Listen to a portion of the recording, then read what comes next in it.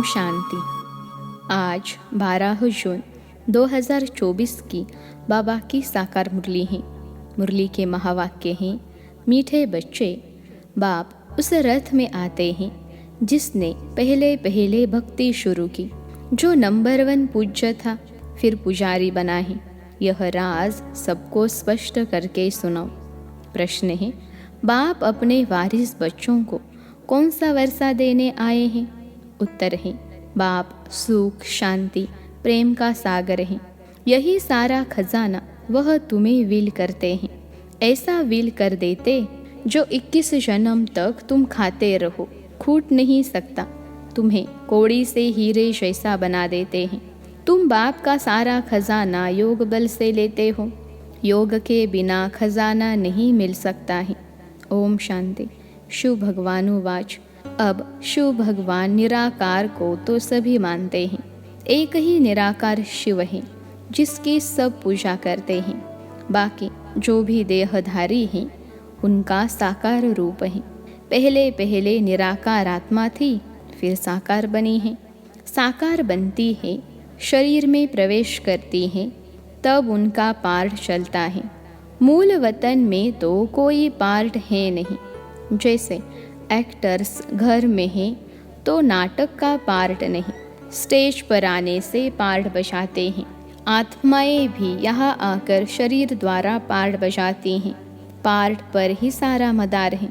आत्मा में तो कोई फर्क नहीं है। जैसे तुम बच्चों की आत्मा है, वैसे इनकी आत्मा है। बाप परमात्मा क्या करते हैं, उनका ऑक्यूपेशन क्या है, वो जानना है। कोई प्रेसिडेंट है, राजा है, यह आत्मा का ऑक्यूपेशन है ना।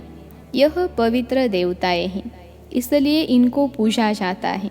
अभी तुम समझते हो, यह पढ़ाई पढ़कर लक्ष्मी नारायण विश्व के मालिक बने हैं। किसने बनाया? परम आत्मा ने। तुम आत्माएं भी पढ़ती हो। बड़ाई यह है जो बाप आकर तुम बच्चों को पढ़ाते हैं और राजयोग भी सिखलाते हैं। कितना सहज है। इसको कहा जाता है राजयोग। बाप को याद करने से हम सतो प्रधान बन जाते हैं। बाप तो है ही सतो प्रधान। उनकी कितनी महिमा गाते हैं। भक्ति मार्ग में कितना फल, दूध आदि चढ़ाते हैं। समझ कुछ नहीं। देवताओं को पूछते हैं, शिव पर दूध फूल आदि चढ़ाते हैं। कुछ पता नहीं। देवताओं ने राज्य किया, अच्छा शिव पर क्यों चढ़ाते? उसने क्या कर्तव्य किया जो इतना पूछते हो? देवताओं का तो फिर भी मालूम है, वह है स्वर्ग के मालिक। उन्होंने किसने बनाया यह भी पता नहीं। पूजा भी करते हैं शिव की, परंतु ख्याल में नहीं है कि यह भगवान है। भगवान ने इन्हों ऐसा बनाया है। कितनी भक्ति करते हैं, हे सब अनजान। तुमने भी शिव की पूजा की होगी, अभी तुम समझते हो। आगे कुछ भी नहीं जानते थे। उनका ऑक्यूपेशन क्या है, क्या सुख देते हैं, कुछ भी पता नहीं था। क्या यह देवता सुख देते हैं? भल राजा रानी प्रजा को सुख देते हैं, परंतु उन्होंने तो शिव बाबा ने ऐसा बनाया ना। बलिहारी उनकी है। यह तो सिर्फ राजा ही करते हैं, प्रजा भी बन जाती हैं। बाकी यह कोई का कल्याण नहीं करते हैं। अगर करते भी हैं तो अल्पकाल के लिए। अभी तुम बच्चों को बाप बैठ पढ़ाते हैं, उनको कहा जाता है कल्याणकारी। बाप अपना परिचय देते हैं। मेरे लिंग की तुम पूजा करते थे, उनको परमात्मा कहते थे। परम आत्मा से परमात्मा हो जाता, परंतु यह नहीं जानते कि यह क्या करते हैं। बस सिर्फ कह देते कि वह सर्वव्यापी है, नाम रूप से न्यारा है। फिर उस पर दूध आदि चढ़ाना शोभता नहीं है। आकार है तब तो उस पर चढ़ाते हैं ना। उनको निराकार तो कह नहीं सकते। तुमसे मनुष्य आर्ग्यू बहुत करते हैं। बाबा के आगे भी आकर आर्ग्यू ही करेंगे, फालतू माथा खपाएंगे, फ़ायदा कुछ भी नहीं। यह समझाना तो तुम बच्चों का काम है। तुम बच्चे जानते हो बाबा ने हमको कितना ऊंच बनाया है। यह पढ़ाई है, बाप टीचर बन पढ़ाते हैं। तुम मनुष्य से देवता बनने के लिए पढ़ रहे हो। देवी देवता है सतयुग में, कलयुग में होते नहीं। राम राज्य ही नहीं जो पवित्र रह सके। देवी देवता थे, फिर वाम मार्ग में चले जाते हैं। बाकी जैसे चित्र दिखाए हैं ऐसे नहीं। जगन्नाथ के मंदिर में तुम देखेंगे काले चित्र हैं। बाप कहते हैं माया जीते जगत जीत बनो। तो उन्होंने फिर जगन्नाथ नाम रख दिया है। ऊपर में सब गंदे चित्र दिखाए हैं। देवताएं वाम मार्ग में गए तो काले बन पड़े, उनकी भी पूजा करते रहते हैं। मनुष्यों को तो कुछ पता नहीं कब हम पूज्य थे। 84 जन्मों का हिसाब किसकी भी बुद्धि में नहीं है। पहले पूज्य सतो प्रधान, फिर 84 जन्म लेते लेते तमो प्रधान पुजारी बन पड़ते हैं। रघुनाथ मंदिर में काला चित्र दिखाते हैं, अर्थ तो उनका कुछ भी समझते नहीं। अभी तुम बच्चों को बाप बैठ समझाते हैं। ज्ञान चिता पर बैठ गोरे बनते हो, काम चिता पर बैठ काले बन पड़ते हो। देवताएं वाम मार्ग में जाकर विकारी बन पड़े, फिर उनका नाम देवता तो रख नहीं सकते। वाम मार्ग में जाने से काले बन पड़े हो, यह निशानी दिखाई है। तुम जानते हो कि शिव बाबा तो काला बनता ही नहीं, वह तो हीरा है जो तुमको भी हीरे जैसा बनाते हैं। वह तो कभी काला बनते नहीं, उनको फिर काला क्यों बना दिया है? कोई काला होगा, उसने बैठ काला बनाया होगा। शिव बाबा कहते हैं हमने क्या दोष किया जो मुझे काला बना दिया है? मैं तो आता ही हूँ सबको गोरा बनाने, मैं तो सदैव गोरा हूँ। मनुष्यों की ऐसी बुद्धि बन पड़ी है जो कुछ भी समझते नहीं। शिव बाबा तो है ही सबको हीरा बनाने वाला, मैं तो एवर गोरा मुसाफिर हूँ। मैंने क्या किया जो मुझे काला बनाया है? अब तुमको भी गोरा बनना है, ऊंच पद पाने लिए। ऊंच पद कैसे पाना है वह तो बाप ने समझाया है। फॉलो फादर, जैसे इसने यानी बाबा ने सब कुछ बाप के हवाले कर दिया। फादर को देखो कैसे सब कुछ दे दिया। भले साधारण थे, न बहुत गरीब न बहुत साहूकार थे। बाबा अभी भी कहते हैं तुम्हारा खान पान बीच का साधारण होना चाहिए, न बहुत ऊंच न बहुत कम। बाप ही सब शिक्षा देते हैं, यह भी देखने में तो साधारण ही आते हैं। तुमको कहते हैं कहाँ है भगवान, दिखाओ। अरे आत्मा बिंदी है, उनको देखेंगे क्या? यह तो जानते हो आत्मा का साक्षात्कार इन आँखों से होता नहीं। तुम कहते हो भगवान पढ़ाते हैं तो ज़रूर कोई शरीरधारी होगा, निराकार कैसे पढ़ेंगे? मनुष्यों को तो कुछ भी पता नहीं है। जैसे तुम आत्मा हो, शरीर द्वारा पार्ट बजाते हो, आत्मा ही पार्ट बजाती है, आत्मा ही बोलती है शरीर द्वारा, तो आत्मावाच। परंतु आत्मावाच शोभता नहीं। आत्मा तो वानप्रस्थ वाणी से परे है, वाच तो शरीर से ही करेगी। वाणी से परे सिर्फ आत्मा ही रह जाती है। वाणी में आना है तो शरीर ज़रूर चाहिए। बाप भी ज्ञान का सागर है तो ज़रूर किसके शरीर का आधार लेगा ना, उसको रथ कहा जाता है, नहीं तो वह सुनाए कैसे? बाप पतित से पावन बनने लिए शिक्षा देते हैं, प्रेरणा की बात नहीं, यह तो ज्ञान की बात है। वह आए कैसे, किसके शरीर में आए? आएगा तो ज़रूर मनुष्य में ही।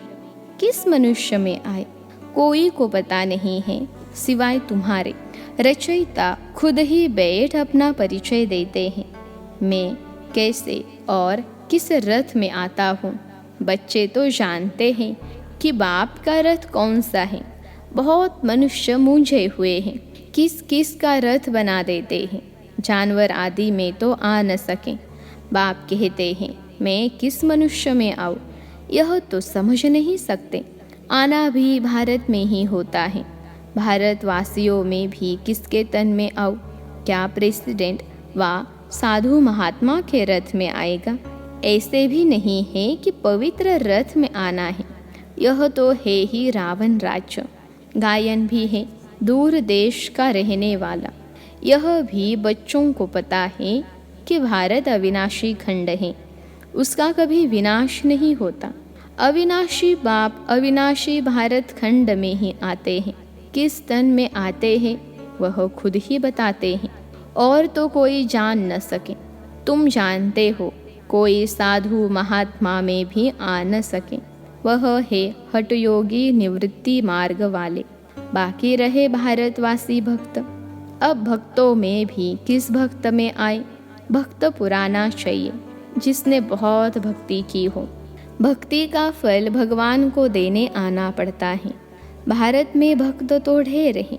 कहेंगे यह बड़ा भक्त है, इसमें आना चाहिए। ऐसे तो बहुत भक्त बन पड़ते हैं। कल भी कोई को वैराग्य आए, भक्त बन जाए। वह तो इस जन्म का भक्त हो गया ना, उसमें आएंगे नहीं। मैं उसमें आता हूँ जिसने पहले पहले भक्ति शुरू की। द्वापर से लेकर भक्ति शुरू हुई है। यह हिसाब किताब कोई समझ न सके। कितनी गुप्त बातें हैं। मैं आता हूँ उसमें जो पहले पहले भक्ति शुरू करते हैं। नंबर 1 जो पूज्य था वही फिर नंबर 1 पुजारी भी बनेगा। खुद ही कहते हैं यह रथ ही पहले नंबर में जाते हैं, फिर 84 जन्म भी यही लेते हैं। मैं इनके ही बहुत जन्मों के अंत के भी अंत में प्रवेश करता हूँ। इनको ही फिर नंबर 1 राजा बनना है। यही बहुत भक्ति करते थे। भक्ति का फल भी इनको मिलना चाहिए। बाप दिखलाते हैं बच्चों को कि देखो यह मेरे परवारी कैसे गया, सब कुछ दे दिया।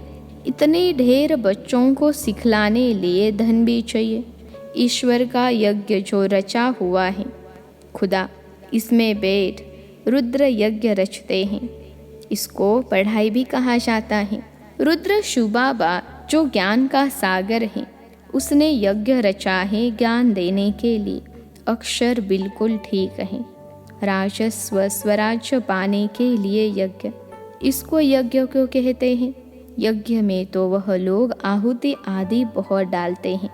तुम तो पढ़ते हो, आहुति क्या डालते हो? तुम जानते हो हम पढ़कर होशियार हो जाएंगे, फिर यह सारी दुनिया इसमें स्वाहा हो जाएगी। यज्ञ में पिछाड़ी के टाइम जो भी सामग्री है सब डाल देते हैं। तुम बच्चे अब जानते हो हमको बाप बैठ पढ़ा रहे हैं। बाप है तो बहुत साधारण, मनुष्य क्या जाने। उन बड़े बड़े आदमियों की तो बहुत बड़ी महिमा होती है। बाप तो बहुत साधारण सिंपल बैठा है। मनुष्य को कैसे पता पड़े? यह दादा तो झोरी था। भक्ति तो कोई देखने में नहीं आती, सिर्फ इतना कह देते इसमें कुछ शक्ति है, बस यह नहीं समझते इसमें सर्वशक्तिमान बाप है। इसमें शक्ति है, वह शक्ति भी आई कहाँ से? बाप ने प्रवेश किया ना। जो उनका खजाना वह ऐसे थोड़े ही दे देते हैं। तुम योग बल से लेते हो, वह तो सर्वशक्तिमान है ही। उनकी भक्ति कहाँ चली नहीं जाती। परमात्मा को सर्वशक्तिमान क्यों गाया जाता है, यह भी कोई जानते नहीं। बाप आकर सब बातें समझाते हैं। बाप कहते मैं जिसमें प्रवेश करता हूँ इसमें तो पूरी जंग चढ़ी हुई थी। पुराना देश, पुराना शरीर, उसके बहुत जन्मों के अंत में आता हूँ। कट जो चढ़ी है वह कोई उतार न सके। कट उतारने वाला एक ही सद्गुरु है, वह एवर प्योर है। यह तुम समझते हो। यह सब बुद्धि में बिठाने लिए भी टाइम चाहिए। तुम बच्चों को बाप सब विल कर देते हैं। बाप ज्ञान का सागर, शांति का सागर, सारा विल कर देते हैं बच्चों को। आते भी पुरानी दुनिया में ही, प्रवेश भी उसमें करते हैं। जो हीरे जैसा था फिर कौड़ी जैसा बना, वो भल इस समय करोड़पति हैं, परंतु अल्पकाल के लिए सबका खलास हो जाएगा। वर्थ पाउंड तो तुम बनते हो। अभी तुम भी स्टूडेंट हो, यह भी स्टूडेंट हैं, यह भी बहुत जन्मों के अंत में है। कट चढ़ी हुई है, जो बहुत अच्छा पढ़ते उसमें ही कट चढ़ी हुई है, वही सबसे पतित बनते हैं, उनको ही फिर पावन बनना है। यह ड्रामा बना हुआ है, बाप तो रियल बात बताते हैं, बाप है ट्रूथ, वह कभी उल्टा नहीं बतलाते। यह सब बातें मनुष्य कोई समझ न सके, तुम बच्चों बिगर मनुष्यों को कैसे पता पड़े। अच्छा, मीठे मीठे सिखिलते बच्चों प्रति माता पिता बाप दादा का याद प्यार और गुड मॉर्निंग। रूहानी बाप की रूहानी बच्चों को नमस्ते। हम रूहानी बच्चों की सिखिलते रूहानी माता पिता बाप दादा को याद प्यार, गुड मॉर्निंग और नमस्ते बाबा नमस्ते। धारणा के लिए मुख्य सार। पहली पॉइंट है, ऊंच पद पाने के लिए पूरा फॉलो फादर करना है। सब कुछ बाप के हवाले कर ट्रस्टी हो संभालना है। पूरा वारी जाना है। खान पान रहन सहन बीच का साधारण रखना है, न बहुत ऊंच न बहुत नीच। दूसरी पॉइंट है, बाप ने जो सुख शांति ज्ञान का खजाना विल किया है उसे दूसरों को भी देना है, कल्याणकारी बनना है। आज का वरदान है, पवित्रता की गुह्यता को जान, सुख शांति संपन्न बनने वाली महान आत्मा भव। पवित्रता की गुह्यता को जान, सुख शांति संपन्न बनने वाली महान आत्मा भव। विश्लेषण है, पवित्रता के शक्ति की महानता को जान। पवित्र अर्थात पूज्य देव आत्माएं अभी से बनो, ऐसे नहीं कि अंत में बन जाएंगे। यह बहुत समय की जमा की हुई शक्ति अंत में काम आएगी। पवित्र बनना कोई साधारण बात नहीं है। ब्रह्मचारी रहते हैं, पवित्र बन गए हैं, लेकिन पवित्रता जननी है, चाहे संकल्प से, चाहे वृत्ति से, वायुमंडल से, वाणी से, संपर्क से। सुख शांति की जननी बनना, इसको कहते हैं महान आत्मा। आज का स्लोगन है, ऊंची स्थिति में स्थित हो, सर्व आत्माओं को रहम की दृष्टि दो, वाइब्रेशन फैला। ऊंची स्थिति में स्थित हो, सर्व आत्माओं को रहम की दृष्टि दो, वाइब्रेशन फैलाओ। अच्छा, ओम शांति।